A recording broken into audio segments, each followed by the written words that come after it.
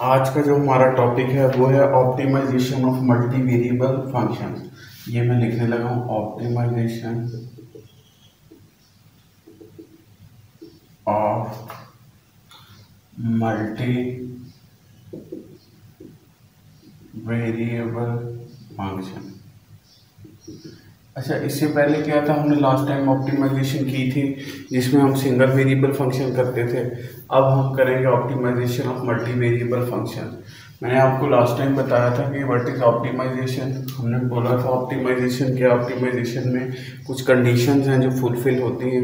हम लोगों ने ऑप्टिमाइजेशन की दो कंडीशंस पढ़ी थी, पहली थी नेसेसरी और दूसरी थी सफिशिएंट। नेसेसरी कंडीशन क्या थी, हम उसका फर्स्ट डेरिवेटिव जो था वो उसको इक्वल करते थे या उसे we set first derivative of function equal to zero और फिर उसे हम कैलकुलेट करते थे। फिर हम जो है वो सेकंड कंडीशन फुलफिल करते थे। सेकंड कंडीशन क्या थी, सेकंड कंडीशन में बच्चों हम लोग जो थे हम लोग कहते थे second derivative should be less than zero for being maximum and second derivative should be more than zero for being minimum। अच्छा, अब हम आज करेंगे optimisation of multi variable function. Multi variable function क्या है, जब एक फंक्शन है फॉर एग्जांपल z और वो फंक्शन है x का और y वेरिएबल। इसका मतलब है अब जो है एक वेरिएबल जो है वो फंक्शन है मोर देन टू वेरिएबल्स, मोर देन वन वेरिएबल का। जैसे पहले हम x कर रहे थे, अब मैं एक और वेरिएबल ले रहा हूँ y, ठीक है। अब इसकी कंडीशन क्या है, कंडीशंस इसमें भी हैं। फॉर एग्जांपल अब इसमें दो ही पॉसिबिलिटी है, या तो हम फंक्शन को मैक्सिमाइज कर रहे हैं या फंक्शन को मिनिमाइज कर रहे हैं। ऑब्जेक्टिव फंक्शन जो हमारा ऑब्जेक्टिव फंक्शन क्या है, जैसे मैं प्रॉफिट का फंक्शन लेता हूँ, मैं कहता हूँ प्रॉफिट फंक्शन है रेवेन्यू का। अच्छा, प्रॉफिट फंक्शन है रेवेन्यू का और कॉस्ट, ठीक। तो मैं क्या करूँगा, मैं कहता हूँ कि प्रॉफिट को मैक्सिमाइज करते हैं, कॉस्ट को मिनिमाइज करते हैं। वो तो हमारी थ्योरी बताएगी हमने किस फंक्शन को कौन सा फंक्शन जो है वो मैक्सिमाइज होना चाहिए, कौन सा फंक्शन जो है वो मिनिमाइज होना चाहिए। यहाँ मैथमेटिकल इकोनॉमिक्स में हम पहले इसकी कंडीशंस देखते हैं। What are the condition for being maximum. हम कहते हैं अगर इस फंक्शन को रिलेटिव मैक्सिमम होना है तो फिर कौन सी जो कंडीशंस हैं जो इस पे लागू होंगे। अब इस पे अब यहाँ दो फंक्शन है, दो वेरिएबल है, तो इसका मतलब है अगर हम z का with respect to x derivative लेंगे तो इसे हम बोलेंगे पार्शियल डेरिवेटिव। देन हम z का अगर y with respect to y जो है वो डेरिवेटिव लेंगे तो हम इसे बोलेंगे partial derivative with respect to y। और जब हम विद रिस्पेक्ट टू x लेंगे तो हम कहेंगे partial derivative with respect to x। तो हम पहले देखते हैं रिलेटिव मैक्सिमम की कंडीशन क्या है।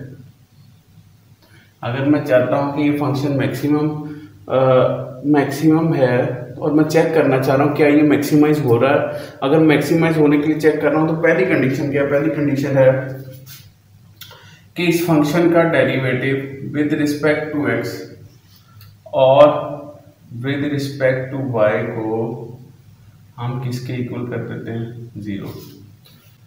We set partial derivative of this function with respect to x and y is equal to 0।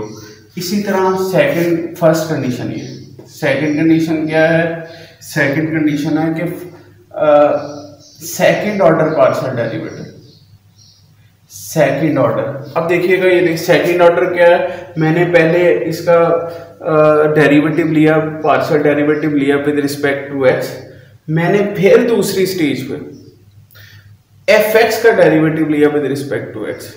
इसको बोलते हैं second partial direct second order direct partial derivative. Direct का क्या मतलब है, x का derivative with respect to x, ठीक है। अच्छा, इसी तरह दूसरी तरफ f direct derivative second order direct partial derivative with respect to y of first derivative. तो इसको हम क्या बोलेंगे, इसको हम बोलेंगे एफ वाई वाई, सॉरी इसे मैंने कैपिटल लिख दिया, ये भी स्मॉल हो, ठीक है जी। एफ वाई वाई ये जो है ये लेस देन जीरो होना चाहिए, ये क्या होना चाहिए, लेस देन जीरो। अब थर्ड क्या है, थर्ड में वो कहता है कि अगर हम product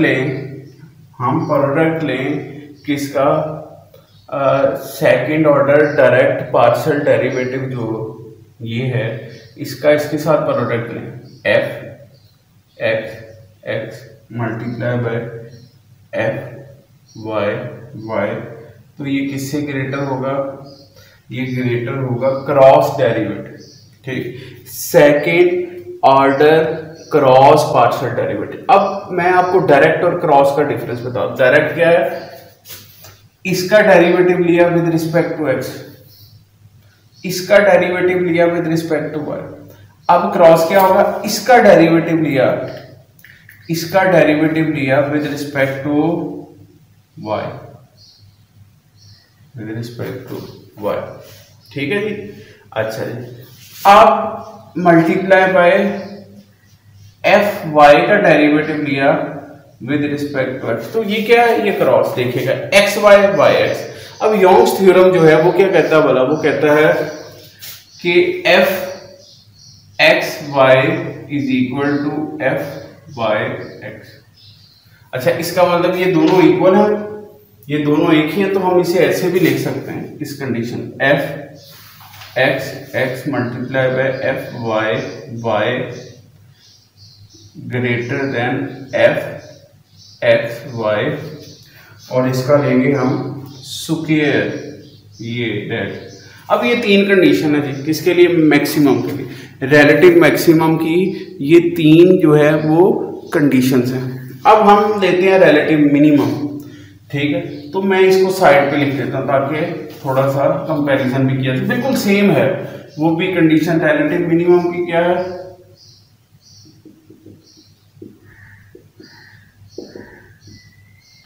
relative minimum condition, first condition, second condition और थर्ड कंडीशन। फर्स्ट कंडीशन क्या है, फर्स्ट कंडीशन जो है जी वो सेम है। फर्स्ट कंडीशन जो इसकी है रिलेटिव मिनिमम की, वो क्या है, function partial derivative with respect to x of this function and partial derivative with respect of first order, sorry this is first order, this is second order। ये मैं बार बार skip कर रहा हूँ, लेकिन आपको पता होना चाहिए this is first order, this is second order। First order partial derivative जो है वो दोनों का विद रिस्पेक्ट टू x और y जो है वो किसके इक्वल होना चाहिए, उसे हमने सेट करना है जीरो के इक्वल, फिर उससे कैलकुलेट करेंगे। मैं इसकी अभी एग्जांपल करता हूँ। फिर दूसरा क्या है, दूसरा बच्चों हमने second order direct partial derivative X F X X F Y Y should be greater than zero, that is less than zero, that is greater than zero, ठीक है। और फिर जो आपकी रिलेटिव मिनिमम की कंडीशन है तीसरी, वो भी same, F X X multiply by F Y Y should be greater than F X Y, और ये दीज आर द कंडीशन। ये हमारी कंडीशन है किसके लिए, रिलेटिव मैक्सिमम और रिलेटिव मिनिमम के लिए, ठीक है। ये क्या है, ये मैंने आपको पहले बताया था नेसेसरी कंडीशन है, ये सफिशिएंट कंडीशन है, ठीक है। नीचे वाली दोनों कंडीशन जो है वो सफिशिएंट कंडीशन। अब हम इसकी एक एग्जांपल करते हैं कि हम अगर देखें optimisation of multi variable functions की ऑप्टिमाइजेशन कैसे करनी, तो इसकी हम एग्जांपल करते हैं।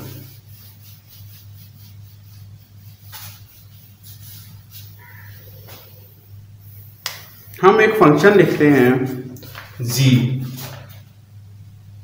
कोई भी फंक्शन, ये g है जी, g is equal to 2y cube minus X cube plus 147 X -54y + 12। ये एक एग्जाम्पल, ठीक है जी। अब इसको हम जो है वो देखते हैं कि हम इसलिए मैक्सिमम हो रहा है या मिनिमम हो रहा है। पहले मैं देखता हूँ जी का डेरिवेटिव लूंगा विद रिस्पेक्ट टू x, ठीक है। विद रिस्पेक्ट टू x क्या आएगा ये, अगर मैं इसे लिख लूँ विद रिस्पेक्ट टू x और इसमें लिखता हूँ gx, first order derivative of g with respect to x। तो ये क्या आएगा भला, ये मैं आपको डेरिवेटिव के मैंने रूल करवाया, ये माइनस आएगा, ये 3 आएगा, ये x आएगा, ये 2 आएगा, ये इसको, ठीक है जी। ये आपका -3x2 प्लस यहां से 147, ये आपका आ गया क्या जी, partial derivative of g with respect to x। इसे हम ऐसे सॉल्व कर लेते हैं। अच्छा, partial derivative of g with respect to x, दूसरी तरफ हम लिखते हैं partial derivative of g with respect to y। With respect to y जब करेंगे हम, जब विद रिस्पेक्ट टू y करेंगे तो ये क्या आएगा, 6y स्क्वायर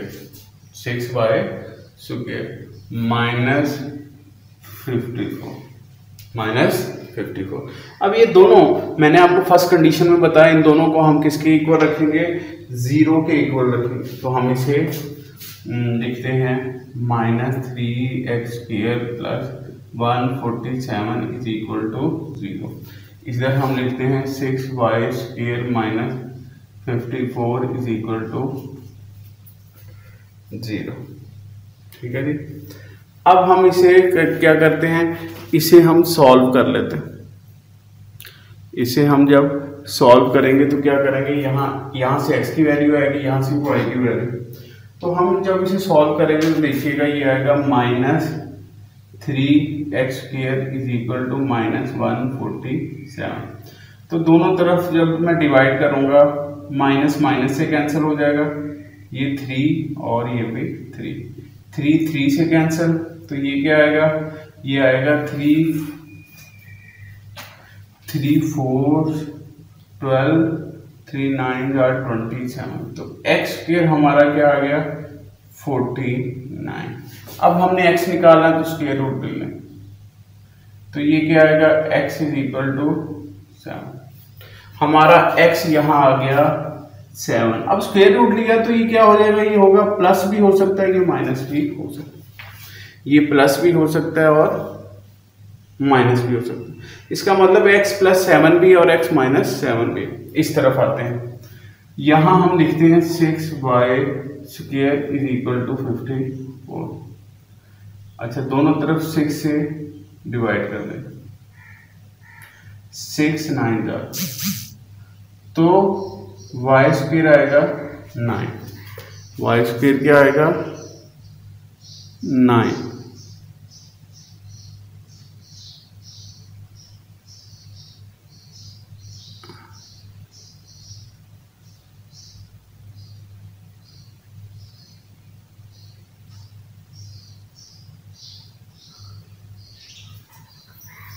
अब y² जो है वो 9 के इक्वल आ रहा है, ठीक है। तो हम y² का स्क्वायर रूट ले लें तो ये आ जाएगा y = 3। अब ये 3 प्लस भी हो सकता है और माइनस भी, क्योंकि स्क्वायर रूट लिया। तो हम इनके कॉम्बिनेशन बनाते हैं, हम कहते हैं क्या कॉम्बिनेशन हो सकता है x y। हम ऐसा, एक दफा मैं +7 लूंगा, एक दफा +3 लूंगा, एक दफा -7 लूंगा, दूसरी तरफ +3 लूंगा, एक तरफ +7 लूंगा, -3 लूंगा। तो ये क्या क्या कॉम्बिनेशन हो सकते हैं, हमारे पास 4 सेट बन सकते हैं, 4 सेट्स कैसे हैं, देखिए ये बनेगा, अगर मैं दोनों को प्लस लूं 7, दोनों को जो हूं प्लस लूं तो 7 3, एक सेट ये बन गया x और y। दूसरा पॉसिबिलिटी है 4 सेट बन सकते हैं, 4 सेट्स की पॉसिबिलिटी है। पहला क्या है 7 3, दूसरा क्या है मैं -7 ले लूं और 3 प्लस ले लूं। ठीक है जी। तीसरा क्या है, मैं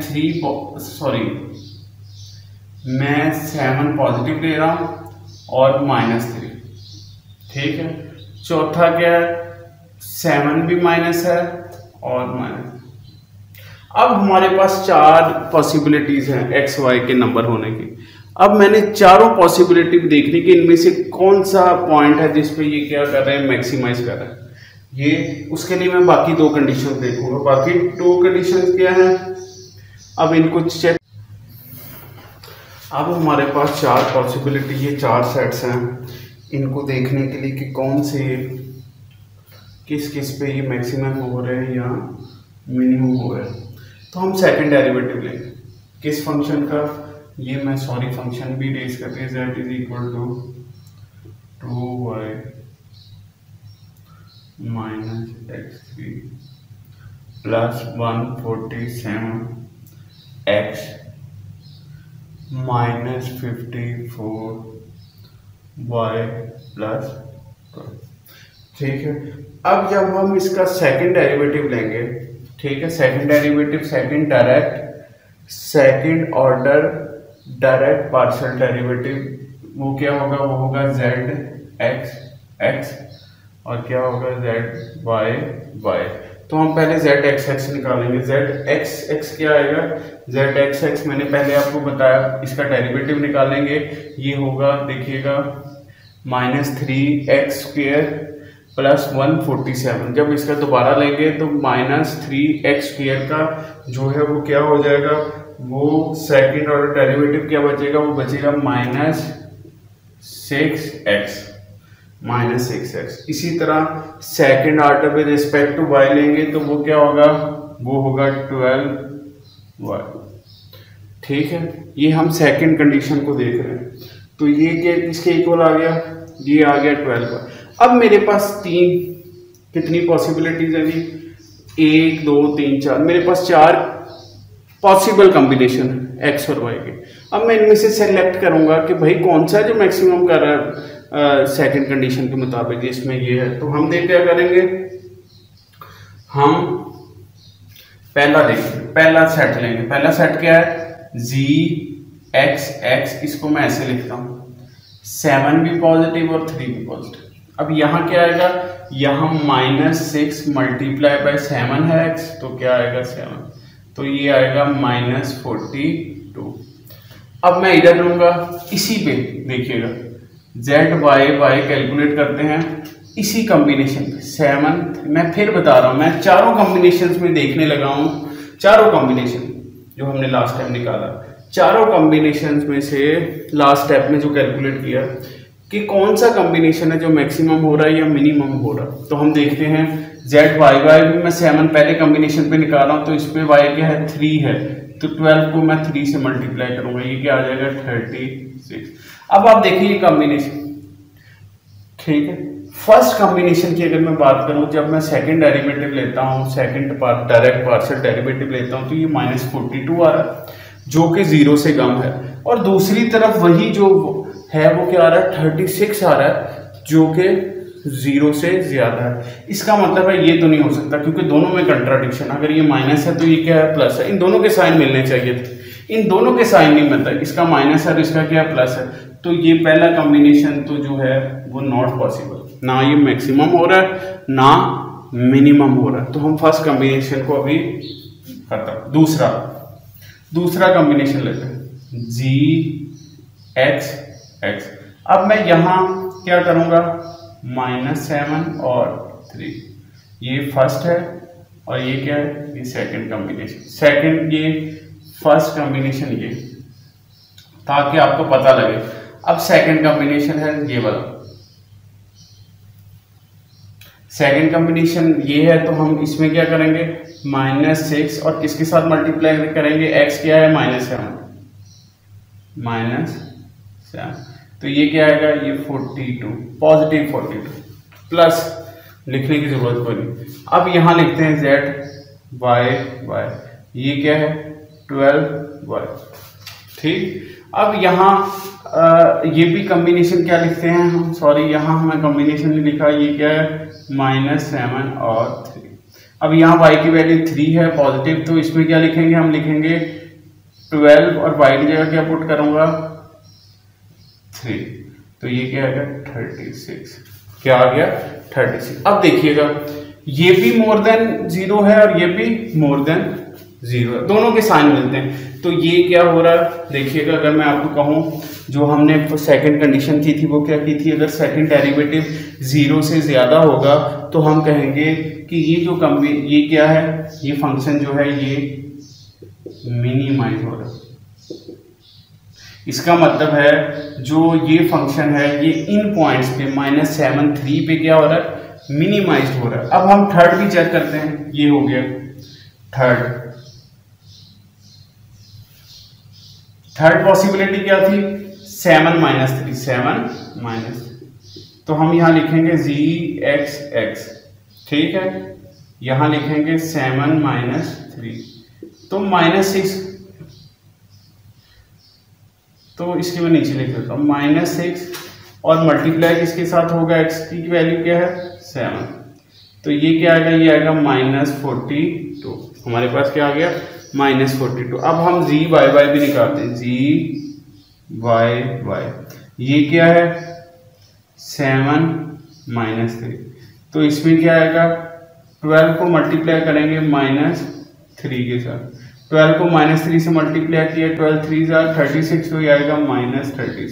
अब ये दोनों की जो साइन है वो नेगेटिव है, दोनों की साइन जो है वो नेगेटिव है और दोनों एट द सेम टाइम जो है वो क्या है 0 से लेस है। इसका मतलब है कि ये क्या हो रहा है, ये मैक्सिमाइज, ये क्या हो रहा है, ये मैक्सिमाइज हो रहा है, ये मिनिमाइज हो रहा है, ठीक है। क्यों, क्योंकि ये दोनों जो है, सेकंड कंडीशन क्या थी कि जो second direct order partial derivative था that should be less than 0 और मोर देन 0।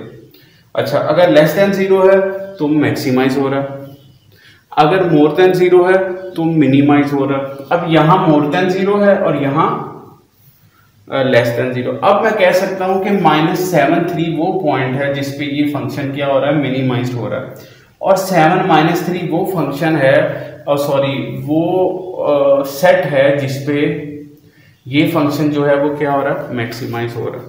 अब हम फोर्थ भी चेक कर लेते हैं। फोर्थ मैं नीचे नहीं करूंगा, मुझे लगेगा कि आपको दिखाई नहीं देगा, तो मैं फोर्थ जो है वो 1 की जगह कर लेता हूँ। अगर यहाँ तक हमें समझ लगी तो इसका मतलब ये क्रॉस, इसको हमने इम्पॉसिबल कह दिया क्योंकि ये एक तरफ माइनस है दूसरी तरफ प्लस है, क्रॉस लग गया, ये भी ठीक है, ये मिनिमाइज हो रहा है इस पॉइंट पे और ये इस पॉइंट पे मैक्सिमाइज हो रहा है।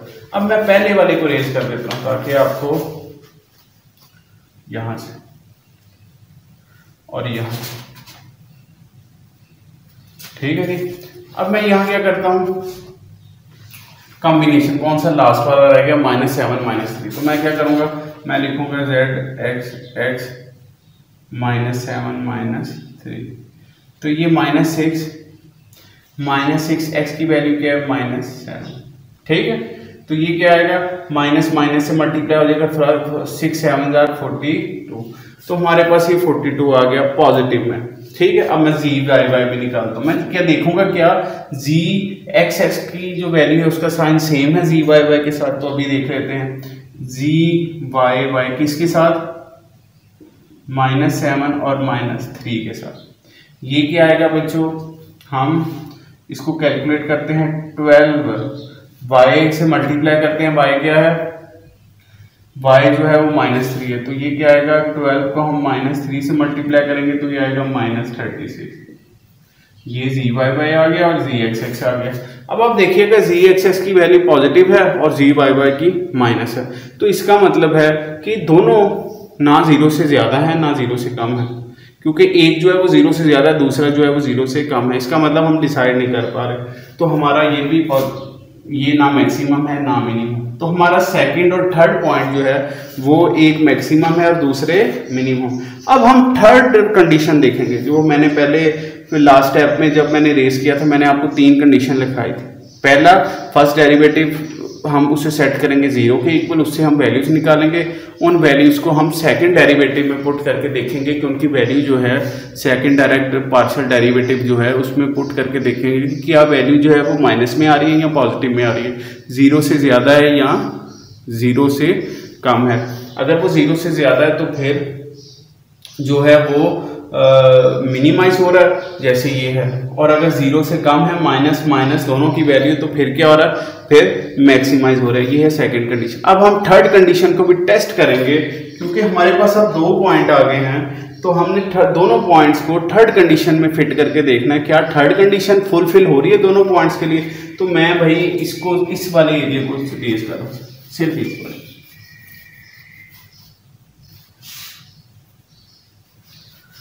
ठीक है जी। ये पॉइंट पे मिनिमाइज था, ये पॉइंट पे मैक्सिमाइज था। अब थर्ड कंडीशन क्या है,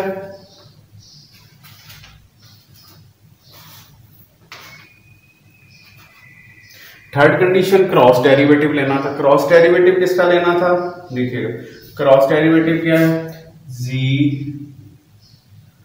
वाई वाई, ठीक है, multiply by G X X, should be greater than G cross partial derivative X Y, ठीक है, इसका स्क्वायर। अब मैं इसको सेट फॉर्म में लिखता हूँ। मैं दूसरा सेट, मेरी देखिए मैंने पहले को क्रॉस लगा दिया, फोर्थ को क्रॉस लगा दिया, इसका मतलब मैं सेकंड चेक करूंगा और थर्ड चेक करूंगा। पहले मैं सेकंड चेक करता हूँ, पहले मैं सेकंड चेक करता हूँ। सेकंड में हमारी वैल्यूज जो आई थी जी वाई वाई की, वो आई थी -42 multiply by -36 should be greater then. अच्छा, अब मैं जेड वाई एक्स लेता हूँ। मैं क्या लेता हूँ, जेड वाई एक्स। पहले मैं जब जेड जी का पार्शियल डेरिवेटिव लूंगा विद रिस्पेक्ट टू एक्स, तो आपको पता ही क्या आएगा, ये आएगा -3x² + 147। अब ये क्या आ गया, ये आ गया जी एक्स। अब मैं जब जी एक्स का पार्शियल डेरिवेटिव लूंगा विद रिस्पेक्ट टू वाई, तो ये क्या आएगा, विद रिस्पेक्ट टू वाई, इसमें वाई है नहीं तो क्या बचेगा 0। तो ये मेरे पास जेड एक्स वाई जो है वो 0 आ गया। तो जब मैं 0 का स्क्वायर लूंगा तो वो 0 आएगा। तो इसका मतलब है माइनस को माइनस से मल्टीप्लाई करूंगा तो प्लस हो जाएगा लेफ्ट साइड पे, तो ये आएगा 1512, that should be greater then 0। तो ये कंडीशन थी। अब देखिए ये कंडीशन फुलफिल हो रही है किसके लिए, इस कॉम्बिनेशन के, सेकंड कॉम्बिनेशन, सेकंड जो सेट है उसके लिए। इसका मतलब है थर्ड कंडीशन फुलफिल हो रही है। सेकंड कंडीशन क्या कह रही थी कि ये फंक्शन जो है ये जी का फंक्शन इन पॉइंट्स पे मिनिमाइज हो रहा है। तो अब थर्ड कंडीशन ने प्रूव कर दिया वाकई ये क्या हो रहा है, ये मिनिमाइज हो रहा है। उम्मीद है आपको समझ लग रही होगी। अच्छा, अब हम क्या करेंगे, अब मैं ये थर्ड वाला कॉम्बिनेशन लूंगा 7 - 3। इस पे अब ये कंडीशन को देखेंगे क्या फुलफिल हो रही है, Z Y Y multiply by Z X X greater than G X Y, ठीक है। तो जेड वाई वाई क्या है बच्चों, जेड वाई वाई जो इस फंक्शन पे आया था वो क्या आया था, वो आया था 42 प्लस में मल्टीप्लाई बाय 36। इन दोनों को मल्टीप्लाई करें और जेड एक्स वाई हमने देख लिया क्या आ रहा है 0 0 बस। तो ये साफ पता लग रहा है ये क्या आएगा 1512 शुड बी ग्रेटर देन 0, ये कंडीशन है। तो ये कंडीशन फुलफिल हो रही है, हाँ जी ऑब्वियसली हो रही है, क्योंकि ये 1512 जो है ये ग्रेटर है किससे, 0 से। इट मीन्स कि इस सेट पे, इस वैल्यू पे जहाँ x की वैल्यू 7 है और y की वैल्यू -3 है, इस पे जो ये फंक्शन है ये क्या हो रहा है, ये मैक्सिमाइज हो रहा है।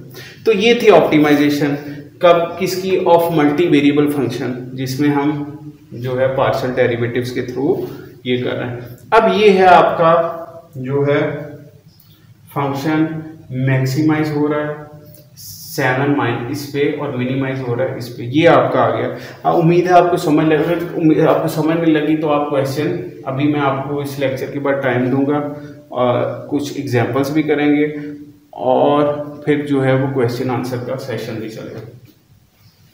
इसे मैं रेस कर रहा हूँ, ये ठीक है जी। मैं एक दफ़ा रिपीट करता हूँ, रिपीट क्या, रिपीट फिर कंप्लीट ऑप्टिमाइजेशन। ऑप्टिमाइजेशन में first condition, second condition, third condition.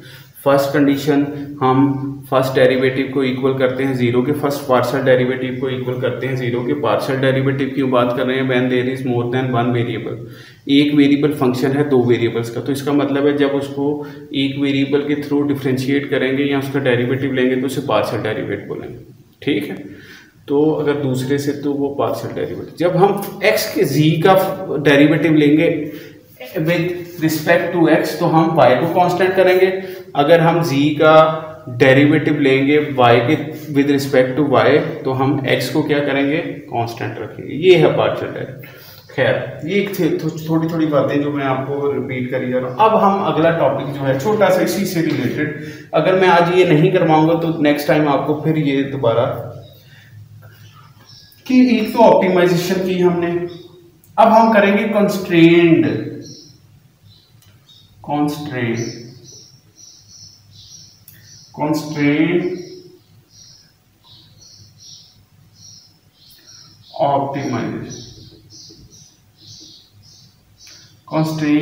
Optimisation with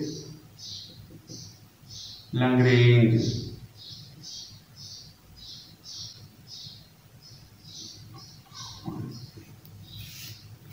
Lagrange function, ये आपने बड़ी दफा सुना होगा। कॉन्स्ट्रेन इकोनॉमिक्स में हर चीज पे कॉन्स्ट्रेन, हम इसलिए इसे इंपॉर्टेंस करें। कॉन्स्ट्रेन क्या है, कॉन्स्ट्रेन ये है कि कंज्यूमर शॉपिंग करने जाता है तो उस पर बजट की कॉन्स्ट्रेन है, ठीक है।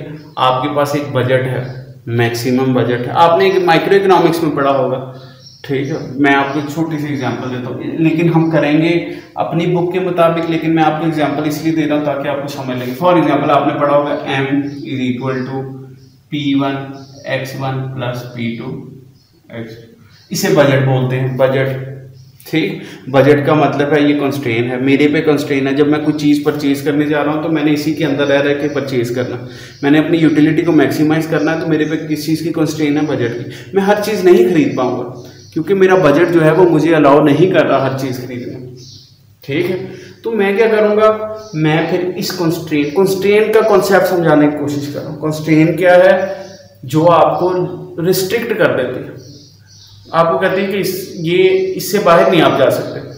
आप क्रिकेट खेलते हैं, कोई बच्चा बॉलिंग करता है तो वो जो लाइन लगी होती है उससे आगे नहीं जा सकता, that is constraint, that is constraint, ठीक है। अच्छा, आप हर चीज, ये जो कंस्ट्रेन है ये आपको रिस्ट्रिक्ट कर देती है कि ये आपका दायरा है, ये आपकी लिमिटेशन है, इससे बाहर नहीं जा सकते। तो ये अक्सर हमारी कंजप्शन थ्योरी में ये कंस्ट्रेन आपको देखने में मिलती है, m is equal to P1x plus P2x2, तो ये कंस्ट्रेन है, ठीक है।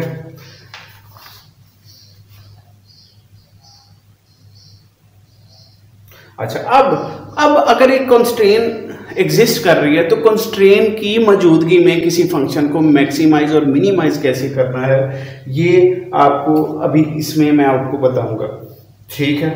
अच्छा जी, अब ये मैंने आपको बताया कि एक फंक्शन है, मैंने आपको अभी ये बता रहा हूं, मैं कहता हूं मैंने अपनी यूटिलिटी को मैक्सिमाइज करना। यूटिलिटी क्या है, यूटिलिटी फंक्शन है x का, यूटिलिटी फंक्शन है y का, यूटिलिटी फंक्शन है मेरी जो है वो प्राइसेस का, जो इनकी प्राइसेस है, ब्ला ब्ला, जो भी यूटिलिटी। तो मैं कहता हूँ यूटिलिटी जो है, ज्यादातर हम फंक्शन कहते हैं, यूटिलिटी फंक्शन है x1 का और x2, इसको मैंने मैक्सिमाइज करना है। कंस्ट्रेन मेरी ये है, ये मेरी कंस्ट्रेन है, ये मेरा फंक्शन है। अब मेरा ऑब्जेक्टिव फंक्शन क्या होगा, ये जिसे मैं मैक्सिमाइज करना चाह रहा हूँ या मिनिमाइज करना चाह रहा हूँ, in presence of this constraint. तो जब हम इसको सॉल्व करेंगे, इस कंस्ट्रेन और इस ऑप्टिमाइजेशन, जब हम इस फंक्शन को ऑप्टिमाइज करेंगे, इसको मैक्सिमाइज करने के लिए, ठीक है, तो हम क्या करेंगे, फिर हम लैग्रेंज फंक्शन यूज करेंगे। लैग्रेंज जो है इस फंक्शन, इसने एक मेथड बताया लैग्रेंज के, हम क्या करेंगे, हम पहले इस कंस्ट्रेंट को मैं आपको छोटा सा बताऊंगा फिर हम आगे चलेंगे। इस कंस्ट्रेंट को हम इक्वल करेंगे जीरो, इस कंस्ट्रेंट को पहले तो सॉल्व करेंगे, कैसे देखिएगा, m minus P one X one minus P two X two is equal to zero. फिर इस फंक्शन में ऐड करेंगे, फिर क्या करेंगे, ऑब्जेक्टिव फंक्शन में ऐड करेंगे। तो जब हम ऐड करेंगे और ये जीरो के इक्वल है, जब मैंने इसे मैथमेटिकली जीरो के इक्वल कर दिया, तो जब हम इसमें ऐड करेंगे तो ये तो कोई फर्क नहीं डाल रहा इसमें, असूलन देखिए, क्योंकि इसकी वैल्यू क्या है जीरो, जीरो को जिसमें मर्जी ऐड कर दें ये कोई डिफरेंस नहीं डालता, ठीक है। तो हम इसको इसमें ऐड कर देंगे, इसलिए ऐड कर रहे हैं कि ये फंक्शन जो है ये ऑब्जेक्टिव फंक्शन में कोई इफेक्ट नहीं करेगा, सिर्फ इसे सॉल्व करने के लिए हम इसे कर रहे हैं। अब मैं बुक के मुताबिक चलता हूँ, ये तो एक एग्जांपल थी। फॉर एग्जांपल अगर मैं इसे लिखता हूँ तो मैं क्या लिखूंगा, मैं थोड़ा सा और एक्सप्लेन कर दूँ, मैं इसे लिखूंगा Lagrange function is equal to F X one X two plus lambda, ये लैम्डा डालूंगा प्लस लैम्डा। लैम्डा क्या है, लैम्डा लैग्रेंज मल्टीप्लायर है, लैम्डा क्या है, लैग्रेंज मल्टीप्लायर है, क्या, m minus P one X one minus P two X two, ये आ गया मेरा लैग्रेंज फंक्शन।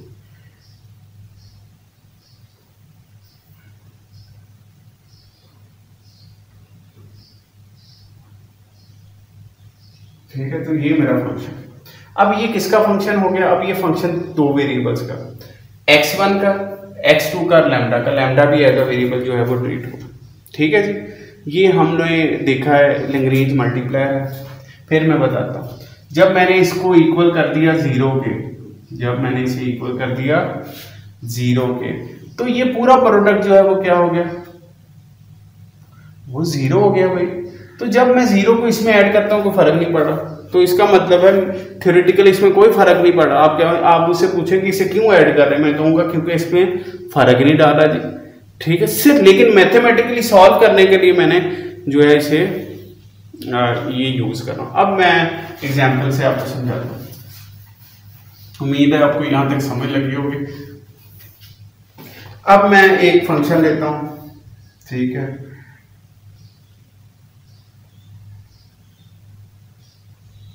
फंक्शन है f x y। ये सपोज करें, वैसे मैं पिछले से भी कर सकता था लेकिन ये बुक है, मैं आपको इस वक्त जो बुक करवा रहा हूँ वो करा रहा हूँ डॉलिंग की बुक, उसमें से मैं आपको पेज नंबर भी बताऊंगा जिससे आप इसे देख सकते हैं ताकि आपको आसानी रहे।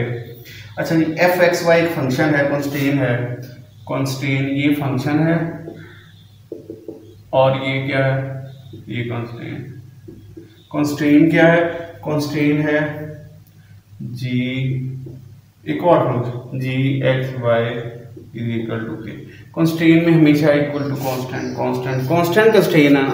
आपको मैं बजट की बात करता हूँ, मैं कहता हूँ मेरे पास 1000 रुपीज़ है, इस वक्त है ही 1000 रुपीज़, इसका मतलब मेरी कांस्टेंट क्या है, मेरी कांस्टेंट जो है वो 1000 रुपीज़ है, डिफाइन है, प्री डिफाइन है कि मेरे पास अमाउंट जो है वो है 1000 रुपीज़, और 1000 कांस्टेंट है और 1000 ही कांस्टेंट है। इसका मतलब है ये देखिए यार, अब मैं इसको वैसे ही फंक्शन में चेंज कर देता हूँ। मैं क्या करूँगा, इस कांस्टेंट को जीरो के इक्वल करूँगा, इस कांस्टेंट को जीरो के इक्वल करके क्या करूँगा, के माइनस जी एक्स वाई, फिर इसको जीरो के इक्वल करूँगा, फिर इसको मल्टीप्लाई करूँगा किसके साथ,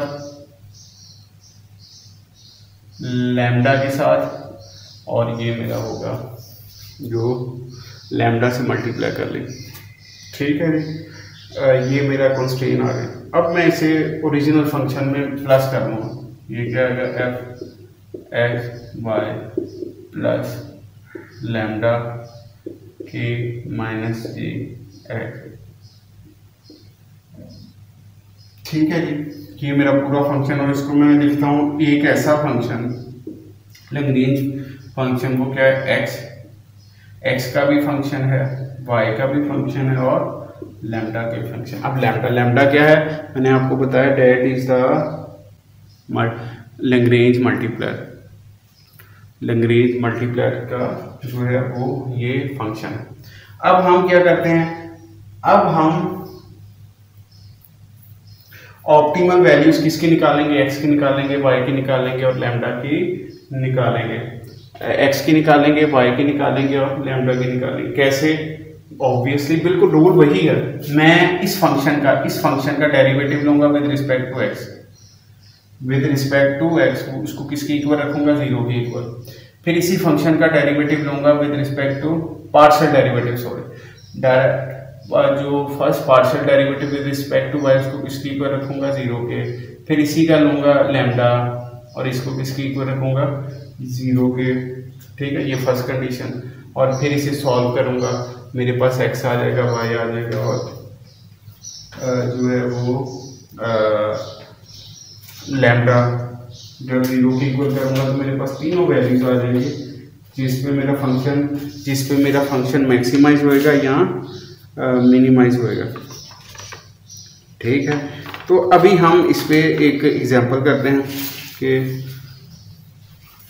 ये आपको उम्मीद है समझ लगी होगी। अब मैं इसकी एग्जांपल आपको बता दूं।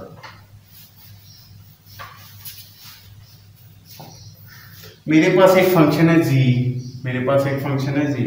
g इक्वल है 4x square plus 3xy plus 6y square. ये मेरे पास एक g का फंक्शन आ गया।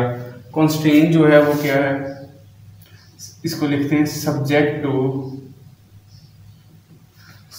टू कॉन्स्ट्रेंट क्या है, x plus Y is equal to 56। अच्छा जी, अब पहले मैं कॉन्स्ट्रेंट को सॉल्व कर लूंगा। कॉन्स्ट्रेंट को कैसे सॉल्व करते हैं, 56 minus X minus Y is equal to 0। ठीक है जी, ये किसके इक्वल आ गया बच्चों, ये 0 के इक्वल आ गया। ठीक है, अब हमने क्या करना है, इसको लैम्डा से मल्टीप्लाई करना और किस में ऐड कर देना, ये ऑब्जेक्टिव फंक्शन है। अब देखिएगा मैं इसे लिखने लगा हूं, g फंक्शन है objective function, 4x square plus 3xy plus 6y square plus lambda, इसको मल्टीप्लाई कर दूंगा 56 माइनस एक्स माइनस वाई। ये आ गया मेरे पास जो टोटल लैग्रेंज फंक्शन बन गया। क्या बन गया, लैग्रेंज फंक्शन। अब मैं यहाँ से निकालूंगा gx, क्या निकालूंगा, gx। यहाँ से निकालूंगा gx, निकालते हैं gx क्या आएगा, gx आएगा 8x इसका प्लस 3y माइनस x के साथ माइनस है तो ये माइनस लैम्डा। अब मैं gy निकालूंगा, इसको मैं इक्वल करूंगा 0, इसको मैं किसके इक्वल करूंगा, 0। अब gy निकालूंगा तो ये आएगा 3x plus 12y minus lambda, किसके इक्वल आ गया, 0। इसको सेट किया 0 के इक्वल, फर्स्ट कंडीशन। थर्ड जो है वो z लैम्डा, z क्या, लैम्डा। ये क्या आएगा, लैम्डा क्या है यहाँ 56। अब देखिए ये पूरा आ जाएगा, क्या आएगा 56 माइनस एक्स माइनस वाई, इसको किसके इक्वल रखेंगे, 0। ये फर्स्ट इक्वेशन आ गई, ये सेकंड इक्वेशन आ गई, ये कौन सी इक्वेशन आ गई, थर्ड इक्वेशन। अब इन तीनों इक्वेशंस को मैं सॉल्व करूंगा साइमल्टेनियसली। कैसे, साइमल्टेनियसली। ठीक है, मैं क्या कर सकता हूं, मैं एक एग्जांपल देता हूं। मैं कहता हूं मैं सेकंड इक्वेशन को फर्स्ट इक्वेशन से जो है वो क्या करूंगा, माइनस कर देता हूं। देखिए इस इक्वेशन में से इस इक्वेशन को माइनस करेंगे तो क्या आएगा, 8x में से 3x निकालेंगे तो क्या आ जाएगा मेरे पास आ जाएगा 5x। इन दोनों से 5x माइनस, क्योंकि ये नीचे माइनस है, ये माइनस है और ये प्लस, तो ये क्या आएगा, ये आएगा minus 9y is equal to 0। 5x minus 9y is equal to 0, तो इसमें से x निकालते हैं। 5x is equal to 9y, 5x is equal to 9y। ठीक है, तो ये x जब निकालेंगे तो दोनों तरफ 5 से डिवाइड कर देंगे, ये आ जाएगा 5 ये क्या आ जाएगा, ये आ जाएगा 5 9, इसको डिवाइड करेंगे तो ये x आएगा, x यहाँ से निकल आएगा, x is equal to 1.8y। तो x की वैल्यू क्या आ गई, 1.8y। ठीक है जी। अब मेरे पास जो ये x आया है इसे मैं पुट कर देता हूँ भाई कि x 1.8y आया, तो मैं इसे इसमें पुट करता हूँ। 56 minus x minus Y is equal to 0। यहाँ मैं पुट करता हूँ x की value 56 minus 1.8y minus Y is equal to 0। तो ये क्या आएगा, 56 minus 1.8 minus 2.8y is equal to 0। तो जब हम इसे निकालेंगे तो हमारे पास आ जाएगा बच्चों 56 इज इक्वल टू 2.8y। तो डिवाइडिंग बोथ साइड बाय 2.8, तो ये मेरे पास y जो आएगा वो क्या आएगा 20। तो ये y की ऑप्टिमल वैल्यू आ गई, y की मेरे पास वैल्यू कौन सी आ गई 20। ठीक है, अब मेरे पास y की वैल्यू 20 आ गई। ठीक है, तो मैं क्या करता हूँ देखिएगा, मैं यहाँ x जो है 1.8 को 20 से मल्टीप्लाई कर दूँ, तो ये मेरे पास क्या आ जाएगी, ये मेरे पास वैल्यू आ जाएगी 36। तो मेरे पास x की ऑप्टिमल वैल्यू आ गई 36। अब मेरे पास x भी आ गया, y भी आ गया। ये मैं नोट जो लगा रहा हूँ ये ऑप्टिमल के लिए लगा रहा हूँ। ठीक है, अब मुझे लैम्डा चाहिए। ठीक है, तो मैं यहाँ ये दोनों वैल्यूज, ये 20 और 36, ये फर्स्ट इक्वेशन में पुट कर देता हूँ। फर्स्ट इक्वेशन में पुट कर दूंगा तो मेरे पास आ जाएगा लैम्डा, बल्कि ये आप खुद ही, अभी मैं आपको टाइम दूंगा, आपने ये पुट करके देखना। मेरे पास लैम्डा आ जाएगा 3/4। तो ये आप देखिए जब कंस्ट्रेन आएगी तो हम इसको ऐसे कर लेंगे। ठीक है, इसके बाद हम सेकंड कंडीशन भी देख सकते हैं। ठीक, तो ये है जब हमारे पास ऑप्टिमाइजेशन आती है, जब हमारे पास क्या आएगी ऑप्टिमाइजेशन आएगी और हम लोग जो हैं